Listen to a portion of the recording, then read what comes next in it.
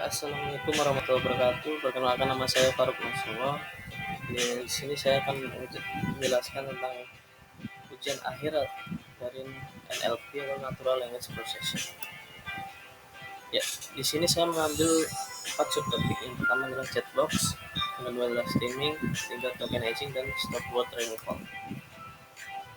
Untuk chatbox, apa itu chatbox?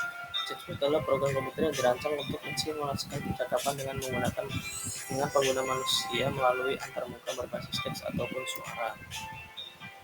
Fungsi dari chatbox yaitu yang pertama adalah otomatisasi tugas, pengumpulan data pengguna, meningkatkan efisiensi pengguna, keempat adalah meningkatkan interaksi dengan pengguna, dan yang terakhir adalah mengurangi biaya operasional. Tools dari chatbox yang pertama adalah platform. Platform yang digunakan antara lain adalah Dialogflow, Microsoft Word, Framework, IBM, dan Microsoft Assistant. Tools yang kedua adalah pemrograman menggunakan Python, JavaScript, dan Node.js. Yang ketiga adalah teknologi AI, Natural Language Processing untuk NLP menggunakan TensorFlow, Space, ataupun PyTorch. Streaming.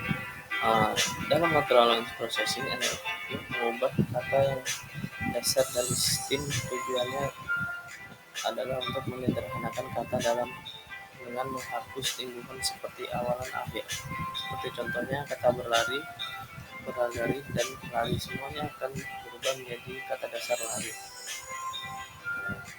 Ya, di sini adalah algoritma stream. Yang pertama adalah algoritma Porter, yang kedua adalah algoritma Snowball, dan yang ketiga adalah algoritma Nassif Adriani, dan yang terakhir yang keempat adalah streamer bahasa Python. Keuntungan dan tantangannya yaitu tidak selalu akurat atau tidak selalu pasti, dan tantangan kedua adalah membutuhkan penyesuaian untuk bahasa tertentu. Untuk keuntungannya adalah meningkatkan efisiensi analisis teks. Kedua adalah menyederhanakan pengelolaan data berbasis teks, mengurangi kompleksitas pengelolaan bahasa. Di sini ada tokenizing. Tokenizing adalah proses pemecahan teks menjadi unit-unit kecil yang disebut token. Token dapat berupa kata, frasa, karakter, atau bahkan subkata tergantung pada pendekatan yang digunakan. Di sini ada contohnya, ada 3 contoh, yaitu tokenizing berbasis kata.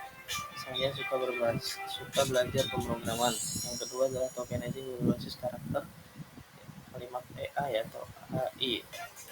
Dan yang terakhir adalah tokenizing subkata, subword tokenizing. Itu dengan menggunakan pendekatan model seperti BERT dan juga GPT. Fungsi tokenizing yang pertama adalah memfasilitasi pemrosesan teks, dan yang kedua adalah langkah awal untuk NLP, yaitu tokenizing biasa digunakan dalam berbagai tugas NLP seperti stemming, atau part of speech tagging. Dan yang terakhir adalah normalisasi teks. Stop word removal. Stop word removal adalah proses penghilangan kata-kata umum yang sering muncul dalam teks tetapi tidak memberikan kontribusi signifikan terhadap analisis atau pemahaman konteks. Di sini ada contohnya berbahasa Indonesia, antara lain adalah yang, dan, di, ke, dari, itu, saya, adalah.